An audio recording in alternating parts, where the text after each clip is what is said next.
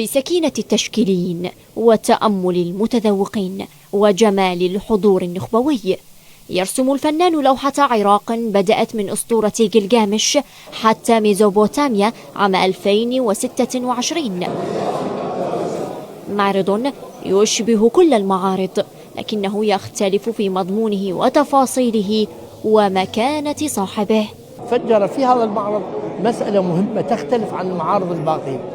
هناك لوحة تنقلنا على لوحة ثانية، اللوحة الثانية تنقلنا على الثالثة، هناك نوع من السلسلة، حكاية مترابطة، ينتقل الرمز مثلا الكرسي من هذه اللوحة إلى لوحة أخرى. دائما نركز بالبداية عن كيفية اشتغال المنظومة التشكيلية بالصورة الصحيحة داخل الفريم أو داخل اللوحة. هذه النقطة الأولى.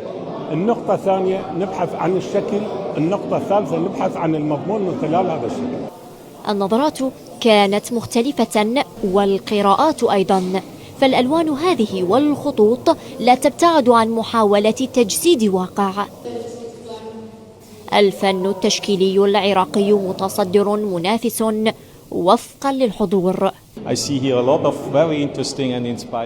لقد رأيت العديد من الأعمال الفنية الرائعة والملهمة، وأنا مهتم جدا بالفن المعاصر هنا في العراق.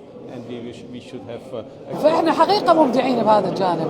إحنا يمكن يعني مو كلش ناجحين بجوانب أخرى، بالدراما مثلا، بالسينما مثلا ضعيفين، ولكن بالتشكيل دائما أكو إبهار. لغة الفن تتجاوز الحدود، فالجدار لا يحمل لوحة فحسب، بل فكرة، وقد تكون رسالة ممزوجة بالألوان. لوحات معلقة يغادرها عشاق الفن التشكيلي محملين بكم من إجابات لأسئلة تركتها ريشة الزبيدي. لوحات لا تقرأ بعين واحدة، إنها تحتاج إلى البصيرة والذاكرة، ويتغير فهمها حسب الإسقاطات الفكرية لدى المتمعن.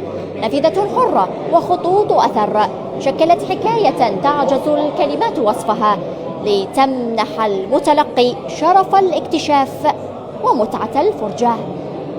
شروق الغانم، بغداد، العراقية الإخبارية.